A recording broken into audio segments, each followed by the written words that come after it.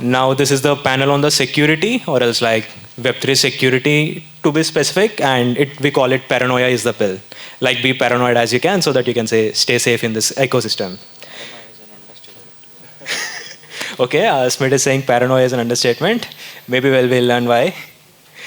So we have Viraz, who is a security researcher at Camp Network. We have Rahul Saxena, who is a previous security researcher at ZK Sync and who is also a community member at ZK Bankai. And we have Smit, who is a long-time research guy and a Degan. So let's start. Let's start with the intros actually. If you can give a quick intro about yourself and tell about your security journey, that would be great. Yeah, Viraz? Yeah, sure. GM first, since that's the norm. So, yeah, hi, I'm Viraz. I'm handling protocol development and security at Camp. Basically, the vision is to empower creator economy at Camp with the intersection of AI and Web3. So I've been doing that lately. Besides that, I've been in the space since like 5 years, almost 6 years now. Just building, hacking stuff, and then lately have gotten into security research as well, along with development. And yeah, it's been a wild ride with ups and downs, of course. But yeah, very grateful to be in the space and contributing and learning along the way. So yeah. Oh. Yeah, sure. So yeah, hey, hi, I'm Rahul, and as an intro, you can just Okay, so I am a computer science grad, normal, just like you, about to be. And after that, my first job was in blockchain itself, where I started off as a dev, but then I was not allowed to touch the production code, so I wrote a lot of tests. And from those tests, I caught a bunch of bugs. And that is how I got into this security thingy, because, it's amazing to find mistakes in your senior's code. So yeah, so that was the start of it, and then I jumped into Code Arena. Code Arena is a contest platform for security audits, and then a bunch of private audits. Life got a bit boring, so I then joined ZK Sync as a protocol engineer.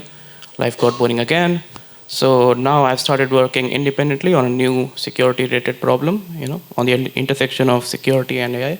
So yeah, it's fun right now. Hey folks, Smit here.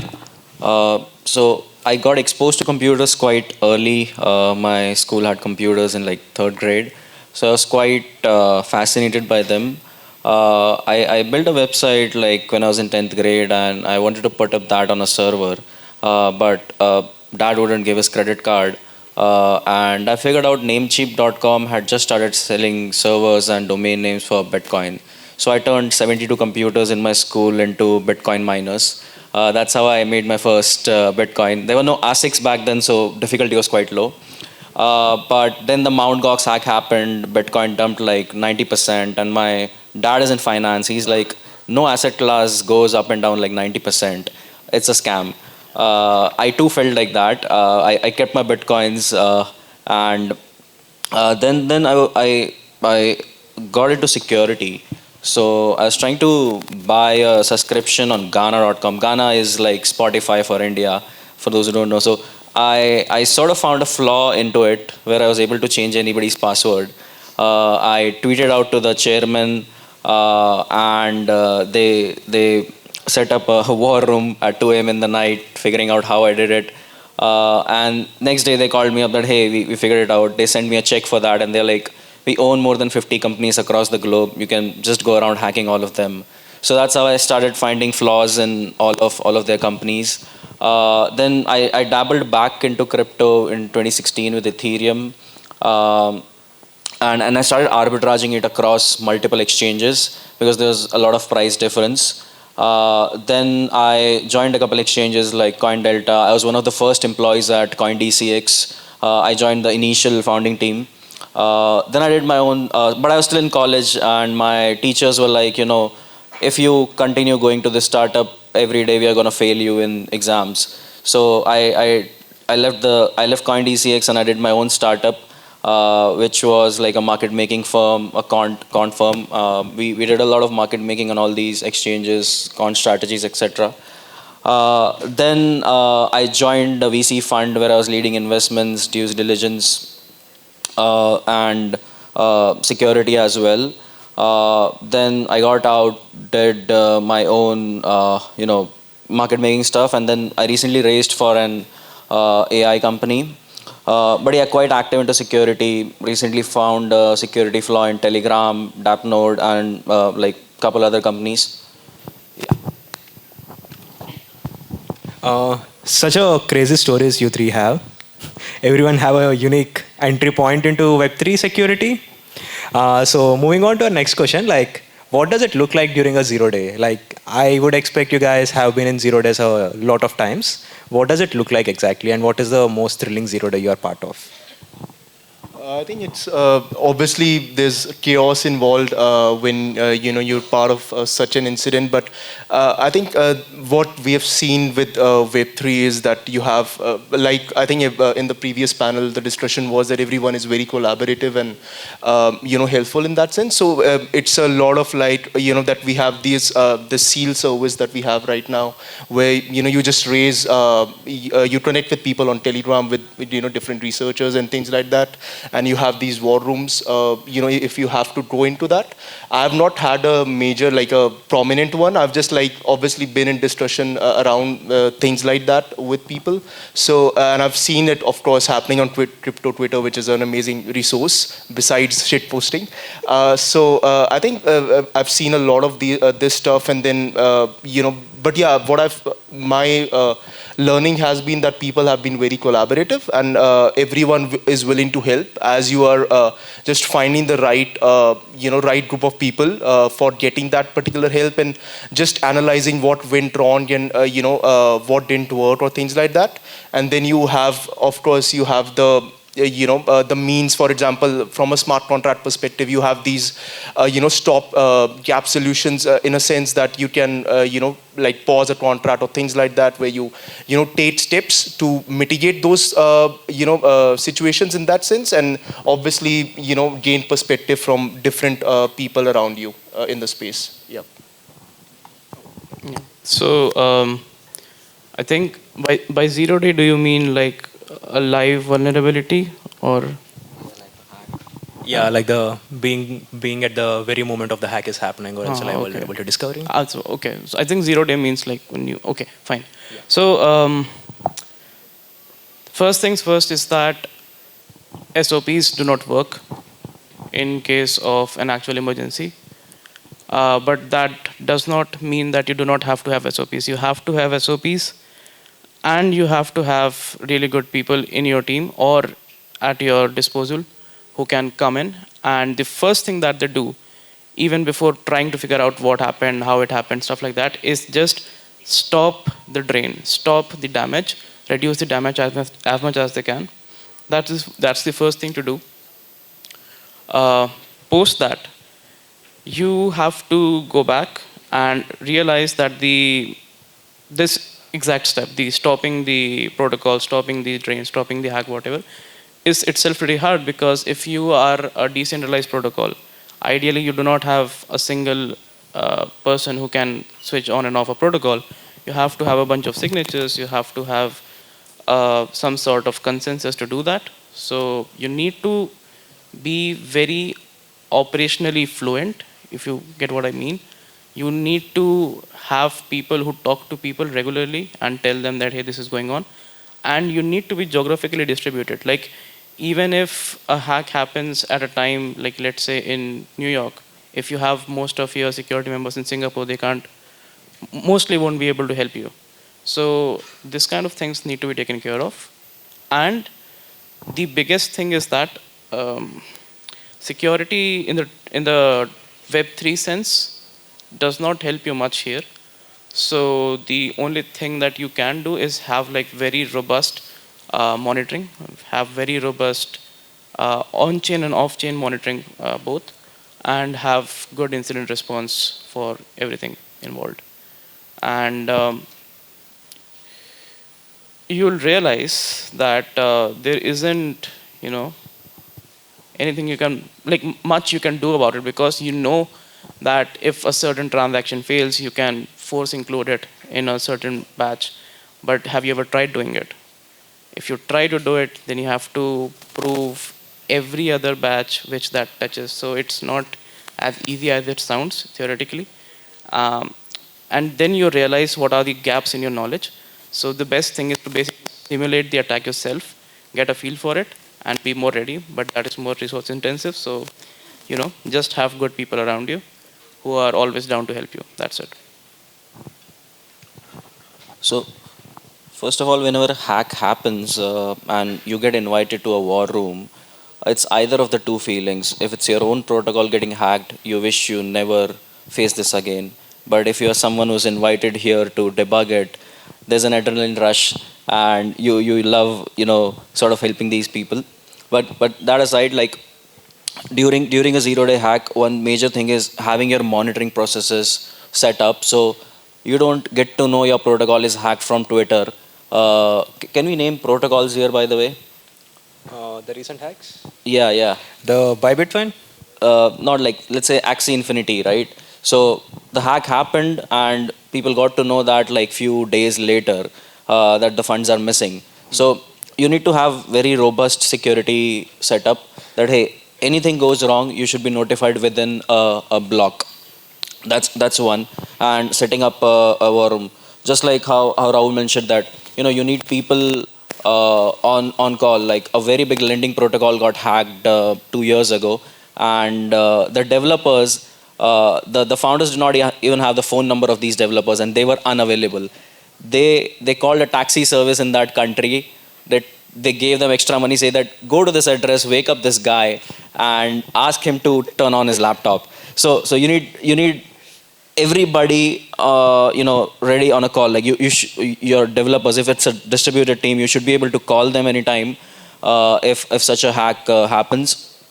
And then there is trying to identify what's going on. Like a lot of times protocols are behind time locks or multisigs, or some sort of security council needs to upgrade these contracts. But let's face it, like a lot of protocols are not decentralized enough. They can just turn on and off whenever they want. So in such cases, the biggest thing is like stopping the hack. Like whatever, like if you notice, like the Nomad bridge hack, wherein the funds were flowing in every few seconds, every few minutes. So like if you see funds are flowing in, if you have the option to shut off a protocol, you should just go ahead and do that, and then figure out what's happening, why is it happening. So yeah, like it's and like it's generic advice, but it doesn't apply to every situation, every protocol, because sometimes it's a supply chain hack. You don't even know how it got hacked. There's funds are flowing out of wallets and not smart contracts. So yeah, there's no generic advice for war rooms. Okay. Yeah, you mentioned about supply chain security, and my next question is on supply chain security itself. So, what are the precautions that devs or else protocols need to take in terms of like supply chain security? And I was referring to the recent NPM package infiltration that has happened, and also like how to like stay safe from these front-end attacks, especially the 1.4 billion financial hack that Bybit has faced recently. Yeah. So supply chain attacks have been very common in Web 2. Like now they're also getting common in Web 3. One of the most important things is setting up the right permissions. So in startups, like when you're just starting up, you set up permission. You make everything accessible to every employee. And those are the seeds that you sow, and at some point in the future somebody might get compromised. So setting up permissions from day one is quite necessary from a security standpoint. And when it comes to supply chain attacks, like they're very unique, because like if you look at the npm the npm one, like very few, like in web 2 there have been similar attacks. Like when the Russia-Ukraine war started, some guy who owned a big NPM package, he edited that package, and as soon as somebody did NPM install, if the install was done on any computer that had a Russian IP address, it would just wipe off the entire computers. But we Web3 folks never even paid attention to that. So like I think Web3 has got to learn a lot from the Web2 side. on the kind of hacks that had been common, let's say 10, 15 years ago, and like now hackers are just modifying their ways and exploiting them here in Web3. But apart from that, like you need to have like very robust key management. Not like one employee gets hacked and everything just gets hacked. A lot of Web3 companies don't even have access controls on the laptops. Any script can modify anything. A lot of people just npm install on any random git repository. So employee education is very very important. And like supply chain attacks have been sometimes it's just not your mistake. Like the curve DNS hijack, like all the DNS hijacks which happened earlier, like it's simply not your mistake. Like Namecheap got compromised, so your website got compromised. But what you can do is you can set up robust monitoring that as soon as something goes wrong, something has been wrong. So the surface can be minimized, the loss can be minimized. Yeah, sure. So the Bybit hack was not a front-end hack. It was executed via front-end. Yeah. It was a cloud misconfiguration hack in the sense that the attacker got access to one of the keys of one of the employees who had access to the front-end bucket, and they did not have IAM roles. So they were able to make changes to the code base and hack the protocol. So, see, there are levels to paranoia. Yeah, I mean, you can be paranoid that the water you're drinking is good or not good, but then there is a level where you think whether the air that you're breathing is that good or not, the utensil that you're using is that good or not, stuff like that. So I think as a protocol, your paranoia should grow in proportion to the TVL of your protocol, the TVL that you're defending, because security is expensive. Having a security team is expensive. It is mostly a cost sink unless and until you actually need it. So people do not willingly want to spend on it, but you have to spend on it. And you can cut corners initially, you can cut corners like going forward as well, but you have to step up your security game as and when your TVL grows proportionally. That's point one. Point two is that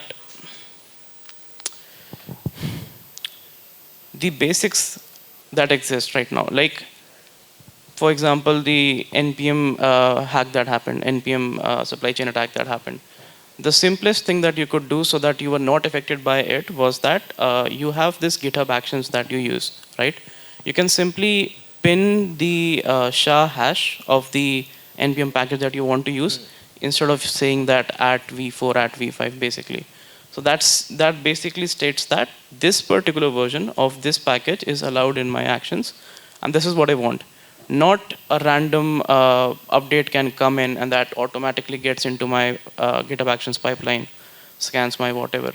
So that is not there. So I would say that modern Web 2 infrastructure is actually pretty security focused, security minded.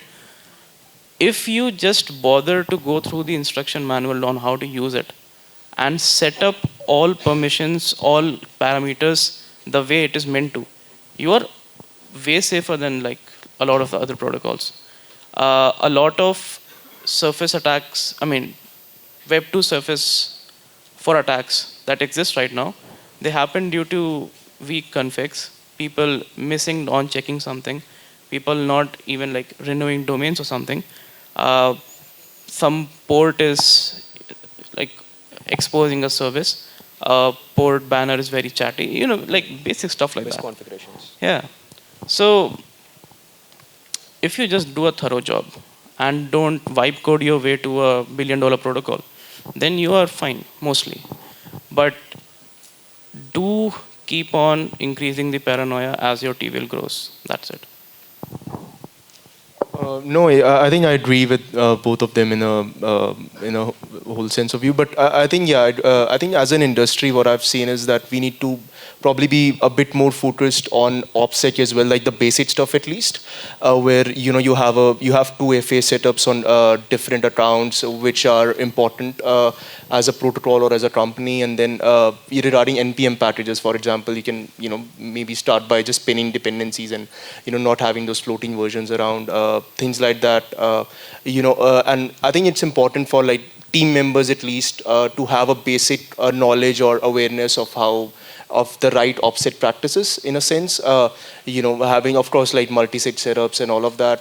So I think all of that is very important, especially in our space, because I feel there are too many honeypots going around, and that's what a lot of people fall into, where you either have these different airdrops or things like that happening, and people fall for those things, or there are social engineering things as well, which people again fall for it. With interviews with random people, and you're asked to install a random software, and people I've seen like people do that.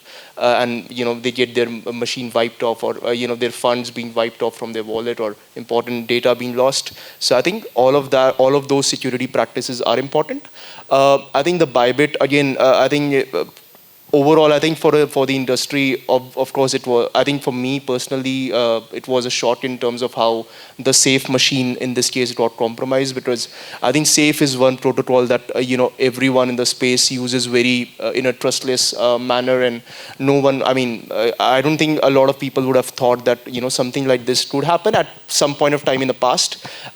I mean, attacks like this have happened in the past, but not a prominent one like this. So I think it was a big eye-opener for everyone in the space as well. And at the end of the day, there are, you just have to follow the basic stuff at least to be able to make sure that, at least that you have done this thing correctly, and you can just, be sort of tension free in your head in that sense, especially when you're like Rahul said, where you are involved with a protocol which is handling a lot of TVL and things like that. So I think it's important to take that into account.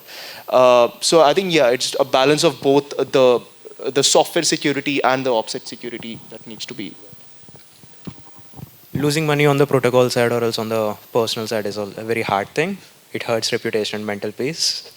So coming to my next question, how much would you recommend using AI for smart contract auditing, or else like writing smart contracts, or else doing some critical stuff in the code basis? I think from a security point of view, I haven't really had a very good experience, just like, for example, with different agents and all, because what I've seen is, I think the space is still maturing in that sense with the tooling side of things. And what I've seen is a lot of false positives whenever I have like just, pasted a small contract just to test it out, like what does what results do come out from it. So I think from a security standpoint, I think it's still like a lot of like a manual, a research kind of a thing, and you can use like AI to just maybe detect some basic stuff, because as a industry also, I think we are evolving. For example, from a audit competition standpoint, I can tell you that, for example, the finding that was rated as high severity in 2021 will be just a low or a QA severity in this time, because the attack vectors are getting more and more clever, and the AI, I've not seen it it's still like on the way of getting mature to that level where it can identify those right attack vectors. For now I've just like mostly seen a lot of like false positives. From a code standpoint, I think vibe coding has to be kept at a very minimal. What I see, I mean, you can use it for just like basic stuff where you feel a bit that you can sort of utilize your time in writing tests or things like that, and you can have these agents to just code up some basic level stuff which that are not like security intensive or things like that. So you can use it for like some routine things, but for the actual core level protocol related stuff, I think you have to rely on your own. You have to rely on your skills and test them out. And I think, yeah, again, it has to be a balance, but I think it has to be at a minimal. I don't recommend people to just wipe code everything. So yeah, that's just my POV. So with AI, there are two parts to it. One is auditing and one is the vibe coding part. So AI is good at pattern recognition, but like crypto or Web3 as an industry is quite small. The first major hack that we saw was in 2016, the DAO hack. So at least on the smart contract side, like there was Mt. Gox hack and everything else before. Uh, but like let's say reentrancy or integer overflow or some minor bugs. So once you're done writing a contract, maybe running one running it once via AI to find out very small bugs is fine. But I wouldn't rely on AI either for editing, either for auditing or coding. Like if somebody is using AI for vibe coding, I would recommend that they should be an expert level programmer. Only then use AI, because then you know what's happening, why AI is, because like Solidity versions also keep on changing, right? Like there's many upgrades. So the training data that was used for this model may be quite old compared to what Solidity version you are coding in right now. So I generally recommend people to stay away from AI, at least for smart contracts. Yeah. But rest everything is good. Yeah. Vibe coders, be safe. Yeah. So I have been reviewing a lot of code lately, and my observation is that smart contract code. My observation is that shit coders with AI write shittier code. Good coders with AI write extremely good code. So it's become extreme. Like um, like people who don't know anything about coding and they think they can code because they write something and it comes out. I've reviewed code like that and it's very bad. Like it's very bad, yeah.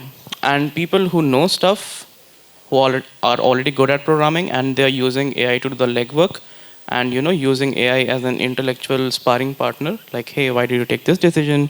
Why didn't you use this architecture? Why didn't you use a fan in instead of fan out? Stuff like that. They are like writing like beautiful code right now. It's like amazing to see. Like it almost has zero gaps in it, and I love that.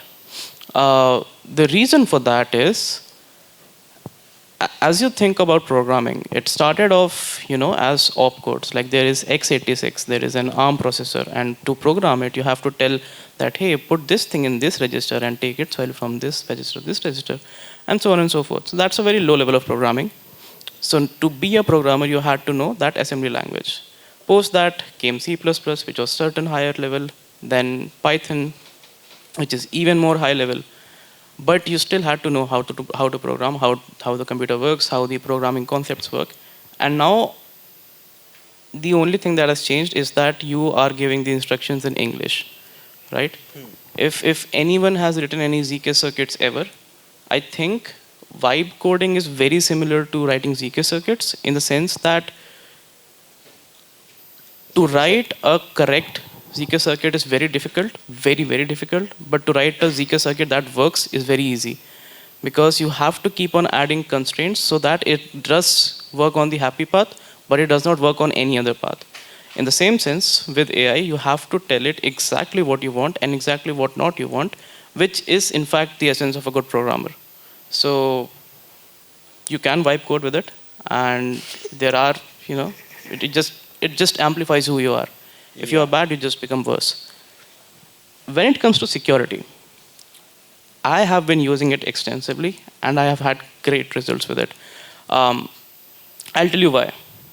Because if you take a code base, create a dump file out of it, first of all, just don't feed, raw code files. Create some mappings between functions. Create some.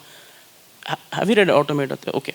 Create some state transitions between functions and all that, and then feed that to the AI, so that it try to talk to the AI in its own language. It understands. Yeah, correct. And once you are done with that, what I need you to do is, if you have already been an auditor for a while, if you have already been in security for a while, you have developed a lot of heuristics around code. Like if I look at code and I see that there are a lot of delegate calls, then I want to map how all the delegate calls are happening. I want to see, okay, if a delegate call is going to a third-party contract, and if that third-party contract is upgradable, stuff like that. All you have to do is codify each of the things that you naturally looked at into points, and those points are the heuristics that you feed to the AI. And now that has replaced basically using a static analyzer to go through the code and finding those issues, right? So from your years of experience, you have found certain areas where you can smell bugs. Now you can simply ask AI to take this code base, find those specific areas, and more often than not, I find like really great things in there. And the other thing about false positives, one trick I can tell you is that if you get false positives from, let's say, ChatGPT, take that results and ask Claude to role play as a judge or a protocol owner who does not want to give the white hat any money because it's a loss of reputation and money, and fight back to the white hat, but be ethical, logical, and rational. Then keep on continuing the conversation. I mean, if you want to use NPCs, you can, but keep on continuing the conversations until they arrive at the same conclusion. And then verify manually whether it's an actual bug or not. It works great for me. But yeah, it's just me. Yeah.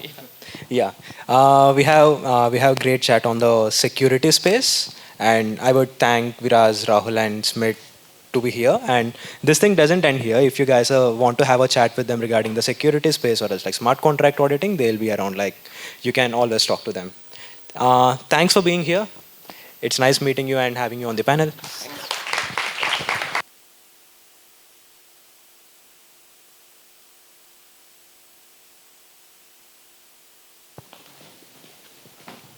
Thank you so much, Smit, Viraz, and Rahul, for this engaging discussion on paranoia. Up next, we have Ashwari for fireside chat on Ethereum and its use cases in India. Please welcome him on the stage.